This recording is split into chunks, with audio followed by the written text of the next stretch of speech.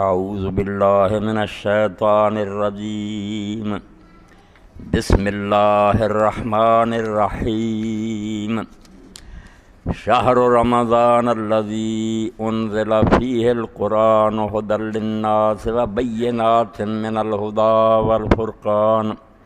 فمن شہد منکم الشہر فلیصمہ ومن کان مریضا او علی سفر فعدۃ من ایام اخر یرید اللہ بکم الیسر ولا یرید بکم العسر وَلِتُكْمِلُوا الْعِدَّةَ وَلِتُكَبِّرُوا اللَّهَ عَلَىٰ مَا هَدَاكُمْ وَلَعَلَّكُمْ تَشْكُرُونَ۔ رمضان کا مہینہ وہ مہینہ ہے جس میں قرآن مجید نازل کیا گیا۔ قرآن مجید کیا ہے؟ وہ لوگوں کے لیے رہنما ہے، راستہ بتانے والا، اور اس میں اللہ تعالیٰ نے وہ ساری دلیلیں اور برہان بیان کر دیے ہیں جس سے انسان کو بصیرت حاصل ہوتی ہے اور وہ حق و باطل میں فرق کر سکتا ہے۔ تو جو آدمی اس مہینے کو پائے اس کے لیے لازم ہے کہ اس پورے مہینہ کے روزے رکھے۔ جو بیمار ہو اور سفر پر ہو وہ دوسرے دنوں میں اتنی دنوں کی گنتی پوری کر لے۔ اللہ تعالیٰ لوگوں کو تنگی میں نہیں ڈالنا چاہتا، وہ لوگوں کے لیے آسانی چاہتا۔ اور یہ احکام اس لیے اللہ تعالیٰ نے دیے ہیں کہ تاکہ تم دنوں کی گنتی پوری کر لو، اور اللہ تعالیٰ نے جو تمہیں ہدایت دی ہے اس پر اللہ کی بڑائی کا اعلان کرو، اور اس لیے کہ شاید تم شکر گزار بن جاؤ۔ یہ کائنات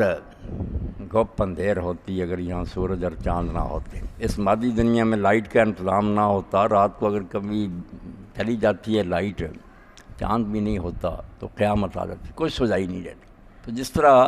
اس مادی دنیا میں سورج اور چاند اور روشنی انتہائی ضروری ہے، اس کے بغیر زندگی کا کام چل نہیں سکتا تھا، اس سے زیادہ آپ یقین جانیں کہ دو سورج اور چاند جو ہے نا، کتاب اور نبی، یہ اللہ پیدا نہ کرتا تو اس دنیا میں جو فساد برپا ہوتا، جو ہے اب بھی، جو لوگ کتاب اور نبی سے منہ موڑ لیتے ہیں، ہم دیکھتے ہیں کہ پھر زمین جو ہے ظاہر الفساد فی البر والبحر، ہر جگہ خراب بھگت رہے ہیں ہم، اخبار، رسالے، میڈیا سب بتا رہا، پوری زمین جہنم بنی ہوئی ہے، کیونکہ وہ دونوں روشنیاں انہوں نے گم کر دی۔ اللہ کی طرف سے موجود ہے مگر آنکھیں بند کر لی، ان کی طرف دھیان نہیں دیتے۔ تو شمس اور قمر جتنے لازمی تھے نا، ان سے زیادہ ضروری تھا کہ اللہ تعالیٰ نے اگر انسان کو پیدا کیا ہے تو اس کو یہ رہنمائی مہیا کرے، اس کو بتائے کہ کون سا راستہ فلاح کا اور کامیابی کا، کون سا بربادی کا۔ اِنَّ عَلَيْنَا لَلْہُدیٰ، اللہ فرماتا ہمارے ذمہ تھا یہ کام، میں نہ کرتا تو کیا ربوبیت ہوتی۔ یہ فانی جسم تو چند دن کے لیے اس کا انتظام کرتا، کھانے پینے کا سارا، مگر روح جو ہمیشہ رہنے والی، جو یہ جنت میں جائے گی، جب اس کے لیے کوئی اللہ تعالیٰ انتظام نہ کرتا تو یہ کوئی رحمت نہ ہوتی، کوئی ربوبیت نہ ہوتی۔ اسی لیے اللہ پاک فرماتا رحمت من عندک، کتاب جو اتاری ہم نے رحمت من عندنا، یہ ہماری طرف سے اصل سب سے بڑی مہربانی ہے۔ اس کے بغیر تو تم اندھوں سے بھی زیادہ بدتر ہوتے، وہ تو صرف آنکھیں اندھی ہوتی، اس کے نہ ہونے سے بصیرت، قلوب اندھے ہوتے۔ تو اللہ نے بڑا فضل فرمایا، جب زمین کو آباد کیا، پہلے دن سے پہلا آدمی جو زمین پر اترا وہی ہدایت لے کر آیا، اللہ کا نبی تھا آدم علیہ السلام۔ اور اللہ پاک فرماتے ہیں وہ غلطی جو ہوئی، اس کے بعد جب انہیں تنبہ ہوا، وہ خبردار ہوئے کہ مجھ سے غلط ہو گیا، توبہ کی، ثم اہتدی، پھر اللہ پاک فرماتے ہیں انہیں ہدایت ملی۔ وہ صرف پھر معافی نہیں ملی، اللہ نے ان کی توبہ قبول کی اور انہیں راستہ بتا دیا کہ یہ آپ کا اور آپ کی اولاد کا راستہ، اس پر چلنا ہے، اس سے بچ کر رہنا۔ تو اللہ تعالیٰ پھر مختلف علاقوں میں، مختلف زمانوں میں یہ رحمت جو ہے اس کی بارش برساتا رہا، نبی اور رسول آتے رہے، مگر ان کا کام جو تھا وہ اس طرح کا تھا کہ اپنے اپنے علاقے کے لیے آتے تھے۔ اس زمانے میں اتنے ذرائع وسائل نہیں تھے، اتنے لوگوں کا میل جول نہیں تھا کہ ساری دنیا کے لیے ایک رہبر ہو سکے، اس لیے یہی ممکن تھا کہ جس علاقے میں لوگ رہتے ہیں وہاں نبی آتا، انہیں ہدایت دیتا، راہ راست پر لوگ چلتے، بعد میں اس میں ملاوٹ کر دیتے، کچھ رد و بدل کر دیتے۔ مگر آخر میں اللہ تعالیٰ نے سراجا منیرا، جیسے پہلے چھوٹے چھوٹے ستارے ہیں نا وہ آتے رہتے ہیں، مگر پھر جب سورج آ جاتا تو پھر تو ساری روشنیاں ماند پڑ جاتی ہیں، وہ ایک ہی روشنی کافی ہوتی ہے۔ اللہ نے فرمایا کہ پھر ایک زمانہ آیا کہ اللہ پاک نے یہ مناسب سمجھا کہ اب ایک ایسا نبی بھیج دیا جائے کہ اس کے بعد ہدایت کی کوئی ضرورت نہ ہے۔ نوع انسان را پیام آخری، انسانوں کے لیے اللہ پاک کا آخری پیغام کہ اب میری طرف سے کوئی گفتگو نہیں ہوگی، میں نے جو کہنا تھا کہہ دیا، اب اس سے ہدایت پاؤ۔ تو یہ قرآن مجید لے کر محمد رسول اللہ صلی اللہ علیہ وسلم آ گئے، اور اس کا آغاز جو ہے اس بابرکت مہینہ سے ہوئی۔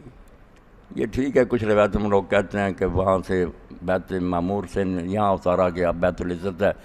پہلے آسمان پر، وہاں سے پھر کشتوار اترا، مگر یہ کوئی ایسی مستند باتیں نہیں ہیں، سب ضعیف روایتیں۔ یہی ٹھیک ہے جو مولانا عبدالماجد دریابادی نے بہت حوالوں سے یہ بات لکھی کہ صحیح بات ہے کہ نزول شروع ہوا، پہلی قسط جو اتری وہ اس مہینہ میں اتری، اور وہ زمانہ جو اس کو بلایا نہیں جا سکتا، جس میں اللہ تعالیٰ نے مخلوق پر رحم فرمایا اور آغاز کر دیا، فرشتہ آنا شروع ہوا، اللہ کے رسول کو اللہ تعالیٰ نے پہلی آیات جو تھیں وہ دین، تو فرمایا یہ رمضان کا مہینہ یادگار مہینہ ہے، اس مہینہ میں اللہ تعالیٰ نے نظر رحمت فرمائی اور تمہاری طرف اپنی توجہ کی اور تمہارے حال پر رحم فرمایا۔ ورنہ حدیث پاک میں آتا ہے کہ اللہ نے پوری زمین پر نظر ڈالی اور سوائے اہل کتاب میں سے چند نفوس کے پوری زمین کو دیکھا، سب گمراہ ہوتے، کہیں ہدایت نہیں رہی تھی۔ قرآن مجید کو اتارا اللہ پاک نے، اور قرآن مجید کی شان بیان کی، ہدی للناس وبینات من الہدی والفرقان۔ اب خدا بھی دو مرتبہ آیا، پہلے خدان کا ایک تو کام ہے کہ رہنمائی کرے، بتائے گائیڈ بک ہو کہ یہ کرنا یہ نہیں کرنا، یہ کام ہے۔ اس کے بعد یہ مطالبہ ہوتا کہ ہمیں کیسے تسلی ہو کہ یہ کتاب سچی ہے، دلیل ہونی چاہیے۔ جھوٹے مدعی بھی اس دنیا میں کہہ دیتے ہم نبی ہیں، بنے ہیں، اب بھی بن رہے ہیں، تو دلائل ہونے چاہیے، یہ انسان کی عقل تقاضا کرتی ہے، اور اللہ تعالیٰ نے یہ نور بخشا ہے کہ اندھا دھند بات نہ مانو، دلیل مانگو۔ اس کے لیے ساتھ ہی فرمایا جو اصل غرض تھی وہ تو پہلے ہی ختم ہوگی، ہدی للناس، کہ صرف یہ پڑھنے کے لیے نہیں اور نہ یہ تاقوں میں رکھنے کے لیے، اس سے رہنما کا کام لینا ہے، جو قدم اٹھانا نا اس سے پوچھ کر اٹھانا ہے، جہاں سے روکے ادھر نہیں جانا، بدر جانے کا حکم دے وہ کرنا، یہ ہے رہنمائی۔ مگر دو چیزیں کہ اس کے بارے میں یہ تسلی کیسے ہو کہ یہ کتاب برحق ہے، اور جو لوگوں کے اعتراض ہیں، شبہ ہیں، مخالف جو اس میں کہتے ہیں کہ اس وجہ سے ہم اس کو اللہ کا کلام نہیں، ان کا کیا ازالہ، کس طرح دور کیا جائے؟ یہ دو چیزیں کہ دعوے کو ثابت کیا جائے اور جو مخالفین کے اعتراض ان کا جواب دیا جائے۔ اللہ نے اس کا فرمایا وَبَيِّنَاتٍ مِّنَ الْهُدَىٰ وَالْفُرْقَانِ، اس کتاب میں کوئی بات تحکم سے نہیں منوائی گی، زبردستی سے نہیں منوائی گی۔ اللہ نے تمہاری عقلیں جو ہیں جو اس کی عطا کی ہوئے ان کا احترام کیا کہ یہ کوئی بچے نہیں ہیں کہ انگلی پکڑ کر لے چلیں، عاقل بالغ ہے، یہ سمجھنا چاہتے تھے۔ فرمایا وَبَيِّنَاتٍ مِّنَ الْهُدَىٰ، اس میں ایسے دلائل دیے گئے۔ دوسرا معنی جو ہے وہ عمل کی بات ہے، ہدن رہنما، یہ ہدا بصیرت، وَالَّذِينَ اهْتَدَوْا زِدْنَاهُمْ هُدًى، جو ہدایت پاتے ہیں ان کو ہم اور زیادہ ہدایت دیتے ہیں، بصیرت، تو ان کی روشنی دماغ کی بڑھتی جاتی ہے،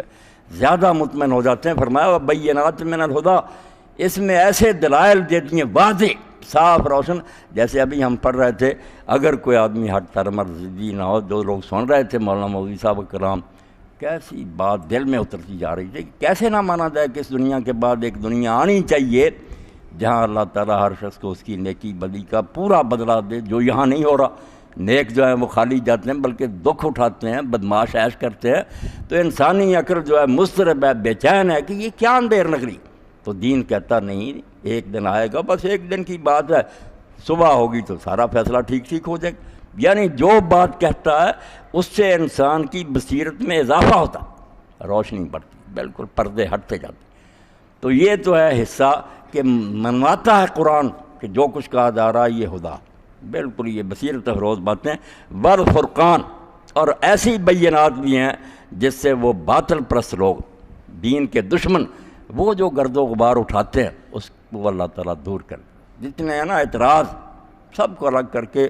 فرقان، حق اور باطل میں فرق کر کے دکھا دیتا۔ یعنی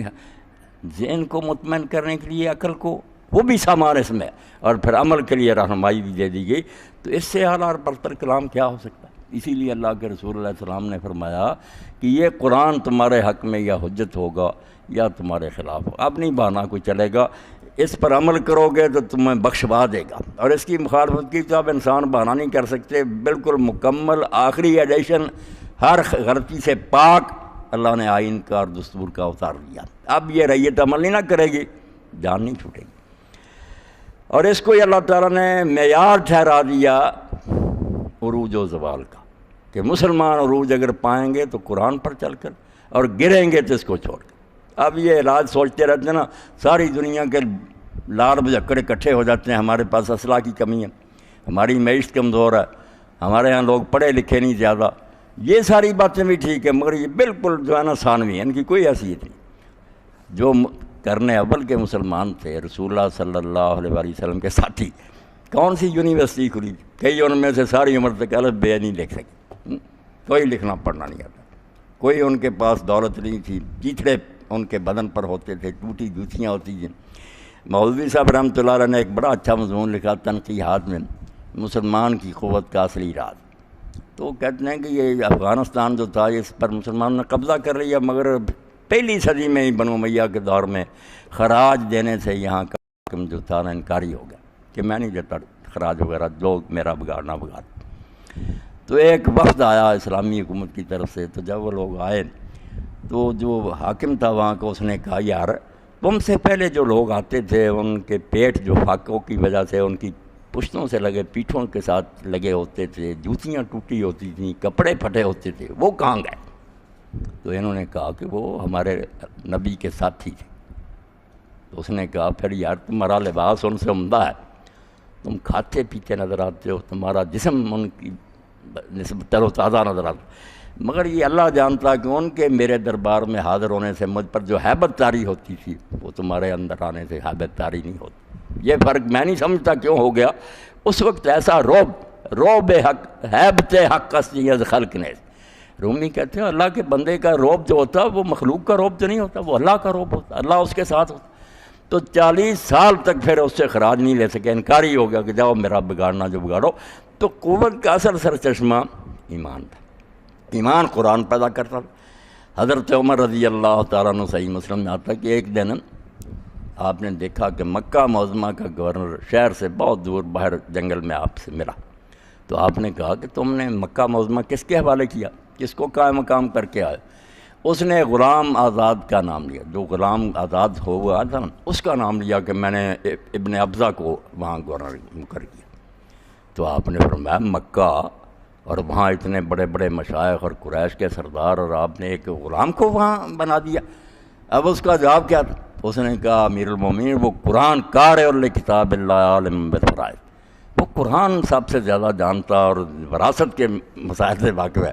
تو آپ نے فرمایا اللہ کے رسول علیہ السلام نے سچ کہا تھا، ان اللہ یرفع بہذا الکتاب اقواما ویضع بآخرین، اسی قرآن کی برکت سے کچھ لوگوں کو اللہ تعالیٰ سر بلند کر دے گا، دوسرے پست ہو جائیں گے، نیچے ہو جائیں گے۔ یعنی یہ دنیا میں ایک میزان تھی جس پر لوگ تولے جاتے تھے کہ ترقی وہ پائے گا جو قرآن پر عمل کرے گا۔ اور اسی کو علامہ اقبال فرماتے ہیں تم جو یہ علاج سوچتے رہتے ہو جس کا کوئی نتیجہ نہیں نکلا، ساری تدبیریں جو ہیں بیکار جاتی ہیں، سرمایہ برباد ہوتا، نتیجے الٹ نکلتے ہیں کہ لوگ زیادہ خراب ہوتے جاتے ہیں۔ تم کیوں نہیں سمجھتے کہ مسلمان کا علاج جو ہے یہ ان چیزوں میں نہیں کہ دولت ہو اور اسکول اور کالج؟ تو فرماتے ہیں خار از مہجوری قرآن شدی، قرآن چھوڑنے کی وجہ سے تو ذلیل ہو گیا۔ اصلی بات جو ہوتا یہ شکوہ سنجے گرد سے دوران شدی، مگر تمہاری زبانوں پر ہر وقت تقدیر کا گلہ رہتا ہے کہ نہیں ہماری قسمت میں تھا، اللہ کو یوں ہی منظور تھا، اللہ کو نہیں منظور تھا ایسا، اللہ نہیں ظالم، تم نے ایسا کیا، قرآن کو چھوڑا، نتیجہ یہی نکلا کہ گر گیا، پھر اٹھ نہیں سکے۔ اور وہاں کئی ساتھی جو ہے نا ذرا مادہ پرست ذہن ہے نا، پھر بھی یہی سوچتے ہیں نہیں مسلمانوں کے پاس اگر دولت آ جائے، یہ دولت آ گئی تو خرابیاں بھی آئیں گی۔ آپ لوگ دیکھیں جب دولت نہیں تھی مسلمان ٹھیک رہے۔ حضرت عثمان رضی اللہ تعالیٰ عنہ کے زمانہ میں فتوحات بہت بڑھ گئیں، دولت مدینہ میں ڈھیر ہے، اس کے لگ گئے، لوگوں کے مکان اچھے ہو گئے، فساد ہی فساد، قتل و غارت، امیر المومنین قتل، آپس میں فساد۔ یہ دولت کوئی خیر و برکت والی چیز نہیں، بہت کم لوگ ہیں جس کو پا کر نیک رہتے ہیں۔ وہ داؤد اور سلیمان تھے علیہ السلام جو حکومت کے باوجود اواب رہے، ورنہ بگڑ جاتے۔ اسی لیے علامہ اقبال نے اس پر نظم لکھی ہے کہ اگرچہ زر بھی جہاں ہے میں ہے قاضی الحاجات، میں مانتا ہوں کہ دولت سے بھی بہت کام ہوتا، اگرچہ زر بھی جہاں میں ہے قاضی الحاجات، جو فقر سے ہے میسر تونگری سے نہیں۔ سبب کچھ اور ہے تو جس کو خود سمجھتا ہے، اے مسلم پتہ تجھے تو ادھر ادھر بھاگا پھرتا کہ یوں کر لیں یوں کر، سبب کچھ اور ہے تو جس کو خود سمجھتا ہے، زوال بندہ ہے مومن کا بے زری سے نہیں، اس لیے نہیں کہ دولت نہیں رہی، جہاں میں گر کبھی جوہر میرا آشکار ہوا، قلندری سے ہوا ہے تونگری سے نہیں۔ کوئی دولت سے کچھ نہیں بنا، درویشوں اور فقیروں نے یہ سارے کام کیے جن کے اندر ایمان تھا۔ تو اللہ پاک فرماتا ہے اس قرآن کو تم ایک کتاب نہ سمجھو کہ معلومات کے لیے مطالعہ کر لیں گے، اس میں سے کچھ واقعات یاد کر لیں گے، جیسا بدقسمتی سے ہو گیا۔ یہ انقلاب کی کتاب نہیں رہی کہ ہر شخص پڑھنا شروع کرے، پہلی آیت پڑھے رک جائے کہ جو اللہ نے کہا ہے میرے اندر ہے، میں اس طرح کا بن گیا ہوں، اور نہیں اگلی آیت کیوں پڑھوں۔ جیسے عبداللہ ابن مسعود رضی اللہ عنہ فرماتے ہیں ہم رسول کریم علیہ السلام سے 10 آیتیں پڑھتے تھے، نہ آپ پڑھاتے تھے آگے نہ ہم پڑھتے تھے، پہلے دیکھتے تھے کہ جن چیزوں سے روکا چھوڑ دی ہیں، جن کا حکم دیا وہ کرنا شروع کرتے، بدلتے جاتے تھے قرآن کے ساتھ ساتھ۔ پھر وہ مرحلہ آتا تھا جب کہا جاتا تھا یہ راز کسی کو نہیں معلوم کہ مومن قاری نظر آتا ہے حقیقت میں قرآن، پڑھنے والا نہیں رہتا تھا، خود قرآن بن، اس کی گفتار کردار کمانا کھانا ہر چیز سانچے میں ڈال جاتی، سچ مچ قرآن ہو جاتا تھا۔ اور اللہ تعالیٰ رحمت فرمائے سید قطب شہید رحمۃ اللہ علیہ پر، انہوں نے حضور کی سیرت پر ایک فصل میں یہ کہا کہ محمد بن عبداللہ فدا حبیب امیر فرماتے ہیں حضور کی اصل کامیابی نہیں کہ حضور نے قرآن جیسی کتاب دی، اصل کام یہ ہے کہ جب حضور دنیا سے رخصت ہوئے تو عرب میں لاکھوں چلتے پھرتے قرآن بن چکے تھے، قرآن مجید کے سانچے میں ڈال کے۔ اب ہمارا قرآن کیا محفل قرات ہو رہی، بلا رہے ہیں قاری آ رہے ہیں، لاکھوں روپیہ خرچ ہو رہا، جاتے وہ موسیقی والا جو ہے چسکا اس طرح پورا کر لیں کہ چلو مزہ بدلنے کے لیے آج سنیما ہال نہیں جاتے، وہاں آئیں گے قاری یہاں کانوں پر ہاتھ رکھیں گے، سر ہلائیں گے، سریں بھئی یہ قرآن۔ اللہ تو فرماتا پہاڑ لرز جاتے تھے، آنکھیں جوان سے آنسو بہتے، دل کانپتے تھے، لرز جاتے۔ مودودی صاحب رحمۃ اللہ علیہ نے تفہیم میں لکھا ایک جگہ کہ احمد بن نصر نے جب قبضہ کیا تو اس نے کہا کہ بھائی دربار لگا، قاری سے کہا قرآن تلاوت کر،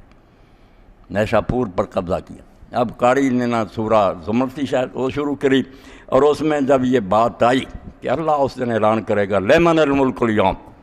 بتاؤ آج بادشاہی کس کی ہے، تم جھوٹے بادشاہ بنے پھرتے تھے، کس کا اقتدار ہے آج، للہ الواحد القہار، کوئی نہیں بولے گا، آواز آئے گی صرف اللہ کی بادشاہی ہے جو تنہا ہے، کوئی اس کے ساتھ شریک نہیں، غالب ہے۔ یہ اثر ہوا کہ احمد نے اسی وقت تاج سر سے اتارا،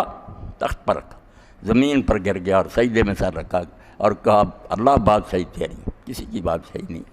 قرآن کا یہ اثر ہوتا تھا کہ لرز جاتے تھے بڑے بڑے ظالم حکمران، اب کچھ نہیں، ایک صرف نہ مزے لینے کے لیے رہ گئی بھائی، اتنے لوگ حافظ بن گئے اور ایسی جعلی اور جھوٹی روایتیں بنا لیں کہ کسی آدمی نے قرآن مجید اگر حفظ کر لیا تو اس کے خاندان میں سے 10 آدمی جن کے لیے جہنم واجب ہوگی اس کی سوارت سے بخشے جائیں۔ اب کئی لوگ حرام کماتے ہیں، بڑے بڑے وہ امیر ہیں، فیشن کے طور پر ایک آدھ بچے کو قرآن حفظ کہ 10 بخشوا لے گا، اللہ اللہ خیر صلاح۔ قرآن بیچارہ منہ دیکھتا رہ گیا کہ میں تو اعلان کرتا تھا کہ جو تم کرو گے وہ تمہارے سامنے آئے گا، وہاں کوئی سفارش نہیں چلے گی، کوئی دوسرے کی جگہ پکڑا نہیں جائے گا، کوئی فدیہ نہیں لیا جائے گا، کسی کو مدد نہیں ملے گی۔ میرے ساتھ یہ ظلم کیا، مجھ سے یہ چیزیں نکال لیں کہ وہاں ہم بخشوا دیں گے، آپ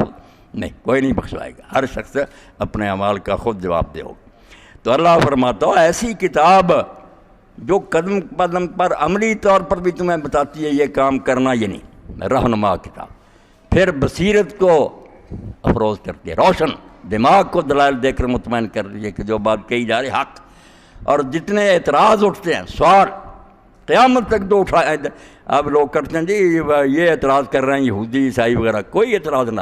آپ دیکھیں یہ منکرین حدیث ہیں یا منکرین قرآن ہیں،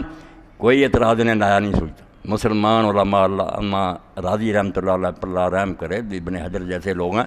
انہوں نے سارے سوال پہ خود اٹھائے، وہاں سے ہی چوری کر لیتے، اور جو جواب دیے ہیں چھپا لیتے، ورنہ مسلمان علماء اللہ کی مہربانی سے فارغ ہو چکے ہیں۔ جو ان کے ذہن میں بھی ابھی سوال نہیں ہے وہ بھی انہوں نے پیدا کیا کہ اگر کوئی کافر یہ کہے کیا جواب ہے اس کا، ہر شے جو ہے اللہ کے فضل سے تو فرمایا والفرقان، یہاں کوئی مغالطہ نہیں دے سکتا، 2 نمبر مال نہیں بک سکتا، ہر چیز الگ الگ کر لیجیے۔ تو ان دنوں اس مہینے میں روزے رکھو۔ اب اس مہینے کو روزے کے لیے چھانٹا گیا، مہینے تو سارے ٹھیک تھے، اللہ جو مہینہ چاہتا اللہ تعالیٰ اس میں حکم دیتا، نہیں رمضان چھانٹا کہ قرآن اترنا شروع ہوا تاکہ لوگوں کو پتہ چلے کہ قرآن اس لیے آیا کہ اس پر عمل کرنا، اور عمل کے لیے جس شے سے سب سے زیادہ مقابلہ انسان کا ہوگا وہ اس کے اندر خواہشات ہیں۔ ایک دشمن تو اندر چھپا ہوا جس کے بارے میں اللہ کے نیک بندے اعلان کرتے گئے ہیں، آدائے کا نفس و کلّہ جبائنا جمدائے کا، تیرا سب سے بڑا دشمن جو باہر نہیں اندر ہے وہ تیرے 2 پہلوؤں کے اندر جو تیرا نفس ہے، میں وہ تنگ کرتی، اتنا پریشر ہے، اور آدمی باہر کے لوگوں کا شاید مقابلہ کرے اس کا نہیں کرتا، جب یہ خواہش کو سامنے لاتا ہے اتنی زور بر ہوتی ہے وہ خواہش، آنکھوں پر پٹی بند، کوئی عورت اچھی نظر آ گئی، کہیں کروڑوں روپے کا نفع حرام ملتا نظر آیا، اندھا ہو جاتا۔ تو اندر دشمن چھپا ہوا، باہر کے دشمن کے مقابلے سخت۔ امام ابن قیم کی پوری کتاب ہے اس پر، اعلام الورا فی ذم الہوا، کہ یہ خواہش نفس، اور قرآن مجید میں آپ دیکھتے ہیں جنت کا کیا ذکر کرتا، وَأَمَّا مَنْ خَافَ مَقَامَ رَبِّهِ وَنَهَى النَّفْسَ عَنِ الْهَوَىٰ، جو ڈر گیا اس سے کہ میں نے اللہ کے سامنے ایک دن کھڑے ہونا، اس لیے میری یہ جو خواہشیں ہیں، میری یہ آرزویں، میرے اندر جو یہ ابال آتے ہیں، میں نہیں اس کو پورا کروں۔ نہا النفس عن اپنے آپ کو روک دیا کہ خواہش نفس کو پورا نہیں کرنا، وہ کامیاب ہوگا۔ اور جس نے اما من طغیٰ سرکش ہو گیا اور بس جو جی میں آیا کرتا رہا، ایک نفس خواہش شیطان بھی ہے۔ اللہ تعالیٰ فرماتا ہے اس کے مقابلہ میں بہت بریک مضبوط ہونی چاہیے، یہ گاڑی جو ہے نا یہ کہیں کھڈ میں نہ گر جائے، اس لیے یہ بریک کو کہتے ہیں تقویٰ، کہ گاڑی کو دوڑانے کے لیے بھی کچھ پرزے ہونے چاہیے۔ بالکل یہ خواہشیں جو ہے نا کوئی کہے کہ اللہ نے کیوں پیدا کی، نہیں، اگر خواہشات نہ ہوتی جیسے بدھ کہتا ہے خواہشات فنا کر دو، بھائی خواہشات فنا ہوگی موت، آپ کسی چیز کو چاہتے ہی نہیں، اس کے لیے کوشش نہیں کرے، سب تباہ ہو جائے۔ انسان تخلیق مقاصد سے زندہ ہے، ایک مقام سامنے آ گیا میں یہ کتاب اس پر تحقیق کروں گا، کسی نے کہا یہ میں کارخانہ یا تعمیر، کوئی آرزو پیدا ہوتی ہے جس کے لیے دوڑ دھوپ کر، یہ بری نہیں، یہ وہ سٹیم ہے جو انجن کو دوڑاتی ہے، مگر ساتھ بریک ہونی چاہیے، بریک پر نہ آدمی کی گرفت ہونی چاہیے، کہیں گاڑی بے قابو نہ ہو جائے۔ اس لیے ایک بریک، ایک تو آپ دیکھیں نا عقل کے لیے جتنے عربی زبان کے الفاظ ہیں سب روکنے کے معنی دیتے، روکنے والی بریک، عقل کا معنی ہے خود باندھنا، اسی لیے جانور جس کو باندھ کر لوگ کھڑا کر لیتے تھے دور سے نشانے لگاتے، معقولہ اس کو کہتے ہیں باندھا ہوا، پیر مارتے وہ بیچارے مر جاتے، اس کو حضور نے حرام قرار دیا۔ اور اونٹ کا گھٹنا باندھتے تھے رسی، اس کو عقال کہتے تھے، اور ان اونٹوں کو بھی کیا کہا جاتا ہے، یہ بیر موقلہ، ایسے اونٹ جن کے گھٹنے باندھے ہوئے، ہاں ادھر ادھر نہیں بھاگ سکتے۔ پھر اللہ نے ہجر کا لذی ہجر بھی روکنے کو کہتے ہیں، بولن نہا وہ بھی نوحیا نہیں سے روکنے والے، یعنی فرمایا یہ پرزہ اس لیے رکھا کہ اندھا دھند گاڑی نہ دلائے، سنبھل کر چلا، روک کر رکھے۔ اب اس روکنے میں مدد دینے کے لیے کہ خواہش نفس گمراہ کرتی ہے، ابلیس گمراہ کرتا ہے، اس کے مقابلے کے لیے مدد فراہم کی گئی، عقل کو مدد سپلائی کی اللہ نے کہ روزہ رکھ۔ اور روزہ جو ہے اس کے بارے میں اللہ کے رسول علیہ السلام نے فرمایا کہ ہر نیکی ابن آدم کی جو ہے نا وہ 10 گنا سے لے کر 700 گنا تک اللہ اس کا انعام دے گا، مگر روزے کے بارے میں کہہ دیا کہ یار اس کا حساب کتاب کسی کو نہیں میں نے سمجھانا، فَإِنَّهُ لِي وَأَنَا أَجْزِي، یہ میرا ہی ہے تو میں ہی اس کا ثواب دوں گا، یہ پتہ نہیں کیا انعام اس کا دے۔ اور اسی لیے حضور فرماتے ہیں ایک شخص اگر راہ خدا میں یعنی جہاد کے راستے میں گیا، اس نے ایک نفلی روزہ رکھ لی، تو اللہ تعالیٰ اس کے اور جہنم کے درمیان 70 سال چلتا رہا تیز رفتاری سے، تو اس فاصلے سے بھی زیادہ فاصلہ کر دیتا، دور لے جاتا، جہنم سے بچا لیتا۔ الصیام جنہ، فرمایا روزہ ڈال ہے، دوزخ سے بچا لے گا، بچاتا اسی طرح کہ خواہش نفس جو بے قابو ہوتی نا زور لگاتی ہے اندر سے، کر لا، روکتا، بالکل خلوت ہے، کوئی دیکھ نہیں رہا، ٹھنڈا پانی ہے، دوسرے مواقع بھی ہیں، مگر نہیں یہ کہتا نہیں ہے میں تو نہیں ایسا کروں۔ یہ بات کئی بار دہرائی گئی ہے مگر دہرانی چاہیے کہ ایشیا میں ایک بار یہ بات چھپی، ایک شخص کا بیان تھا کہ وہ بیچارہ سپاہی تھا فوج میں، اب اس سے کوئی غلطی ہوگی، پٹھو لگا دیا گیا، سامان لاد دیتے ہیں، سارا دن کہتے ہیں کہ اس گراؤنڈ میں دوڑتا گرمی کے دن، اور میجر جو تھا وہ کافر تھا، وہ اپنے خیمہ میں بیٹھا ہوا تھا۔ اس نے دیکھا کہ جب زور کا وقت ہوا تو وہ شخص گیا سپاہی اور نلکے سے اس نے وضو کیا، وہ دیکھتا رہا، پانی نہیں پی۔ تو اس نے بلا کر کہا یار اتنی مصیبت میں تم پھنسے ہوئے، ایسی گرمی ہے، میں دیکھتا رہا ہوں تم نے پانی منہ میں ڈالا پھینک دیا، پیا نہیں۔ اس نے کہا صاحب میں نے روزہ رکھا ہوا۔ وہ کہتا کون دیکھتا تم پی لے؟ نہیں، جس کے سامنے جانا وہ دیکھ رہا۔ اب اس کے اوپر اتنا اثر ہوا کہ اس نے کہا یار مجھے اپنے دین کی کتاب نے، پارسی تھا وہ میجر، کتابیں پڑھی مسلمان ہو گئے۔ یعنی اس آدمی کے سے روزے نے اس کو اسلام کے دائرے میں داخل کر دیا۔ تو جب آدمی 30 دن اس مہینے میں یہ مشق کرے گا جس میں قرآن اترا، اور پتہ ہوگا کہ اس مہینے میں ہماری رہنمائی کے لیے کتاب اتری ہے، اس نسخے پر عمل صرف اس صورت میں ہو سکتا کہ ہمارے اندر خوف خدا اور فکر آخرت پیدا، ہم اپنے نفس کو کنٹرول کرنا سیکھیں، خواہش نفس کو روک کر رکھنا جو ہے اس کی تعلیم ہمیں حاصل ہو جائے۔ تو اس کے لیے روزے میں جو تاثیر ہے اور کسی میں نہیں، بھوک نے ستایا ہوا، ٹھنڈا پانی ہے، دوسری خواہشیں نہیں، توجہ ہی نہیں کر۔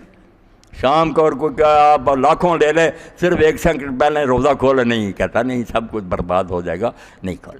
اللہ فرماتا ہے اس مہینے کو چنا میں نے تاکہ یہ رمضان شریف جو ہے قرآن کے نزول کی عید ہو، یادگار عید، صرف وہ آخری دن نہیں، پورا مہینہ جشن منایا جائے کہ اللہ کی کتاب ہمارے لیے اتری تھی، ہم اس کتاب کی قدر جانتے ہیں، ہم اس پر عمل کرنا چاہتے ہیں، جو چیزیں اس سے دور لے جاتی ہیں ان سے بچنا چاہتے ہیں، اس کے لیے اپنے اندر ہم نا پاور چاہتے ہیں، بس ہم چاہتے ہیں کہ ہمارے اندر ایسا ایمان پیدا ہو۔ فرمایا پھر روزے رکھو، اور ساتھ ہی اللہ تعالیٰ رحیم ہے، مہربان۔ ہاں جو بیمار ہیں، مسافر ہیں، کوئی بات نہیں، وہ ان دنوں میں چھوڑ دیں، دوسرے دنوں میں اتنے پورے کر لیں۔ اب اللہ تعالیٰ نے جس طرح یہ چیزیں بیان کی کہ روزہ رکھو، بیمار اور مسافر دوسرے دن میں رکھ لو، قرآن جس میں علم اترا، ان چیزوں کو 3 باتوں کو بیان کرنے کے بعد تینوں کا فلسفہ پھر بیان کرنا شروع کرو۔ وہ بینات ہے کہ ہمیں تسلی ہو جائے کہ واقعی ایسا ہی ہونا چاہیے۔ پہلے اس کو لیا جو آخر میں کہ روزہ جو ہے نا ان دنوں میں چھوڑ دو پھر رکھ لو۔ اس قضاء کے بارے میں فرمایا کہ کیوں حکم یہ دیا، یرید اللہ بکم اليسر ولا یرید بکم العسر، اور جو خدا بندوں کو تنگ نہیں کرنا چاہتا، آسانی دینا چاہتا، وہ یہ حکم نہ دیتا تو اور کیا دیتا؟ وہ بیچارے بیمار ہیں، ان کو تنگ کرتا کہ نہیں دنوں میں رکھو، ظلم ہوتا۔ وہ رحیم خدا جو آسانی چاہتا ہے، اس کا یسر کو پسند کرنا، یہی مطالبہ کر رہا ہے۔ اللہ تو اتنا مہربان ہے، یہ بندے تیرے بیمار ہیں ان دنوں میں، نہ ان کو تنگ کر، فرما چھٹی دے دی کہ نہ رکھو، پھر رکھ لینا، مسافر کو چھٹی دے دی۔ تو آخری ٹکڑا جو تھا کہ جو بیمار ہو اور مسافر وہ دوسرے دنوں میں رکھ لے، اس کی حکمت بیان کی کہ دین آسانی چاہتا، تنگی نہیں چاہتا، اللہ مہربان ہے۔ اب جو کہا کہ چھوڑ ہی دیتا، پھر بیچاروں سے رہ گئے تھے معافی کر دیتا، فرمایا نہیں، یہ تو جو کہا نا دوسرے دنوں میں رکھ لو، بڑے تک میں رہ جاتا، اور تھوڑے سے دن ہیں، مگر ان کے اندر جو تاثیر ہے نا، جو نفع ہے، یہ کشتہ ہے بہت قیمتی، اس لیے چھڑانا نہیں، چلو ان دنوں میں استعمال نہیں کر سکے، روزے کا اثر اور کسی طریقے سے پیدا نہیں ہو سکتا۔ اس لیے میں نے اتنا ہی بڑا احسان فرمایا کہ تمہیں ان دنوں میں چھٹی دے دی، مگر بالکل معاف نہیں کر سکتا۔ اس سے تم پھر وہ کیسے تقویٰ حاصل کرو گے جو روزے سے پیدا ہو، پورا کر۔ اور جو بات کہی کہ قرآن اترا اس مہینے میں رکھو، اس کے بارے میں فرما دیا روزے کا فلسفہ، وہ لعلکم تتقون تو شروع میں نا وہ تو ہم بیان کرتے، مگر 2 چیزیں اور بڑھا دی، بلے تکبر اللہ علی ما ہداکم۔ روزہ کیا ہے؟ عملی طور پر زبان سے بن کہے اللہ کی بڑائی کا اعلان ہے کہ وہ بڑا حاکم ہے جس کا میں بندہ ہوں، اس نے حکم دیا، میں اس کی خلاف ورزی نہیں کر سکتا۔ فرمایا اس لیے روزہ، کچھ تو زبان سے اللہ اکبر پڑھتے رہتے ہیں نا، عمل سے مخالفت کرتے ہیں، زبان سے کہتے ہیں اللہ بڑا، رشوت لیتے ہیں، جھوٹ بولتے ہیں، ظلم کرتے ہیں، وہ اللہ کو کہاں بڑا مانتے ہیں؟ جو بیچارہ صبح سے شام تک اس حال میں کہ وہ ساری دنیا کو یہ دکھا رہا ہے، مظاہرہ کر رہا ہے، اعلان کر رہا کہ اگر اللہ کو بڑا نہ مانتا ہوتا تو میں یہ مصیبت میں کیوں پھنستا؟ بل تکبر اللہ علی ما ہداکم۔ روزہ عملی طور پر اظہار ہے اللہ تعالیٰ کی کبریائی اور بڑائی کا۔ کہ بہت بڑا حاکم ہے، میں اس کا ادنا بندہ ہوں، اس نے کہہ دیا میں اس کے خلاف نہیں جا سکتا۔ تو فرمایا روزے کے ذریعے جب قرآن اس مہینے میں اتارا ہے تو پھر اعلان کرو اس بات کا کہ اگر اس نے تمہیں ہدایت دی ہے، سیدھا راستہ دکھایا، تو تم اس کی بڑائی کر لو، پریکٹیکلی اعلان کرو کہ بڑا مانتے ہیں۔ اور ساتھ ہی وَلَعَلَّكُمْ تَشْكُرُونَ، یہ بھی مقصد ہے اس روزے کا کہ اگر اس مہینہ میں روزہ رکھو گے اور پتہ ہوگا کہ یہ قرآن کے اترنے کا مہینہ ہے، قرآن پر عمل کے لیے تیاری کے لیے، تو پھر تم قدر کر سکو۔ شکر کا معنی قدر کرنا، پھر قرآن کی حقیقی قدر کرو گے، ورنہ یہ صرف رہ جائے گا کہ فلاں نے اتنے ختم کیا اور فلاں مدرسے میں آج محفل کرا دو، بیچارہ روتا رہے گا۔ قرآن کی فریاد پھر ماہر القادری صاحب کی پڑھتے رہیں گے ہم، یہ غریب روئے گا اور کچھ نہیں ہوگا۔ وَلَعَلَّكُمْ تَشْكُرُونَ، اگر واقعی اس کتاب کی قدر کرنا چاہتے تو پھر چومنا چاٹنا کافی نہیں، نہ یہ ہے کہ مرنے کا وقت آئے با یا تسجزیں کارے نہ داری کیا یاسین ہوا آسام میری، اتنا ہی واسطہ مسلمان تیرا اس کا رہ گیا کہ مرنے کا وقت آئے پڑھ دو تاکہ آسانی سے جان نکل جائے۔ یہ مرنے کا نسخہ جو زندگی بخش کتاب تھی اس کو مرنے کا بنا لیا۔ حالانکہ کتاب کیا ہے، چلو اب حکیم صاحب کی بات، ڈاکٹر صاحب تو آئے نہیں، علامہ اقبال نے اس قرآن کے بارے میں جو کون ایسا بیان کر سکے، کہتا کیا ہے قرآن؟ قرآن انقلاب کی کتاب ہے۔ انقلاب کیا ہے؟ انقلاب ہر میدان میں آیا، اس سے بڑھ کر اور کیا فکر و عمل کا انقلاب، بادشاہوں کی نہیں اللہ کی ہے یہ۔ سیاست میں تو یہ ہوا حکمرانی میں کہ بادشاہ کہتے تھے یہ ہمارا ملک ہے جو چاہیں کریں، فرمایا نہیں تمہارا نہیں ہے، یہ ملک اللہ کا ہے، تم اس کے بندے ہو، تمہیں ان عام رعیت سے بڑھ کر زیادہ اللہ کا حکم ماننا چاہیے، نوکر ہو تم خدا کا۔ تو کہتے ہیں اس سے بڑھ کر یار دنیا میں تبدیلی کیا آئے گی؟ کہتے تھے ہمارا ملک ہے، اللہ نے منوا دیا نہیں، یہ دماغ سے خناس نکالو، اللہ کا۔ امیر آدمی جو تھے احسان کرتے تھے، غریبوں کو کچھ دیتے، تھوڑی بہت خیرات، کہتے ہیں یار ہم اس غریب کو پار ہیں، وہ کہتے ہیں یہ اندازہ کرو، منہ کو مال و دولت کا بناتا ہے، ان کے دماغ سے نکال دیتا ہے کہ تمہارا کچھ بھی نہیں، یہ مال جو ہے اللہ کی امانت ہے، اور غریب کو اگر تم دیتے ہو تو یہ اللہ کا اور زیادہ فضل تم پر ہوا کہ یہ فانی چیزیں دے کر تم جنت خرید۔ اور جو کہتے تھے ہم بڑے ہیں یہ چھوٹے ہیں، کہتے نہیں، نے کوئی فغفور و خاکان فقیر رہنشی، یا نہ کوئی فٹ پاتھ پر بیٹھا ہوا فقیر ہے اور نہ ایران کا فغفور اور خاکان ہے جو نا ظالم بادشاہ بنے ہوئے تھے، ڈکٹیٹر بھی یہاں کوئی نہیں۔ تو قرآن کتاب نہیں، قرآن نے آ کر پوری دنیا میں ایک ایسی تبدیلی کی جو لوگ سوچ بھی نہیں سکتے۔ حکمران رہ گئے، خادم بن گئے۔ منعم جو تھے لوگوں پر کوئی انعام کرنے والے خیرات، وہ احسان نہیں چاہتے تھے، الٹا وقت آیا کہ امام زین العابدین علیہ السلام کے بارے میں نے پڑھا کہ جب کسی شخص کو وہ درہم دیتے، کوئی آیا کھڑے ہو کر پہلے تو دیتے، احترام کرتے کہ یہ مسکین نہیں آیا، یہ اللہ کا قاصد، اللہ کی طرف سے آیا اور میری جنت کا انتظام کر رہا ہے، یہ روپیہ کیا پانی، یہ چند ٹکے لے کر میری بیشتی کا انتظام، اور وہ اس کے ہاتھ پر رکھ کر نہ درہم، پھر اس کو اٹھا کر بوسہ دیتے اور دوبارہ دے دیتے۔ تو لوگ کہتے ہیں آپ نے چوما کیوں؟ فرمایا اللہ کے رسول علیہ السلام نے فرمایا کہ جب تم کسی کو کچھ دیتے ہو تو اس کے ہاتھ میں جانے سے پہلے وہ اللہ کے دائیں ہاتھ میں چلا جاتا، اللہ کا مقدس ہاتھ اس کو چھو گیا۔ تو قرآن نے یہ انقلاب کیا، مگر ہم اس کو سب صرف ایک کتاب ہم نے بنا لیا ہے پڑھنے پڑھانے کی، وہ کام نہیں جو اللہ کہتا ہے لعلکم تشکرون۔ روزے رکھوائے گئے تاکہ تمہارے اندر وہ ہمت پیدا ہو جائے جس سے تم واقعی اس کتاب کی قدر کر سکو،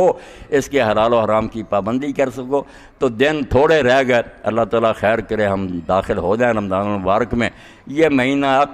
اکبر علیکم شہر اللہ بالبرکۃ والرحمۃ والمغفرہ، روایت میں لوگوں آ گیا مہینہ اللہ کا مہینہ، برکتیں لے کر، رحمتیں لے کر، مغفرتیں لے کر، ہوا شہر عند اللہ خیر من افضل الشہور، سب سے افضل مہینہ،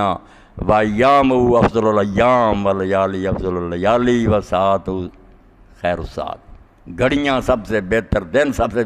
تو اب فائدہ اٹھانے کا موقع، اللہ سے توفیق مانگیں کہ اللہ تندرستی سے یہ گزرے اور ہمت دے کہ ہم اس مہینے کی قدر کریں اور جو کچھ اس میں ہو سکے اس کو قبول فرمانا۔ وآخر دعوانا الحمدللہ رب العالمین وصلی اللہ تعالی علی خیر خلقہ۔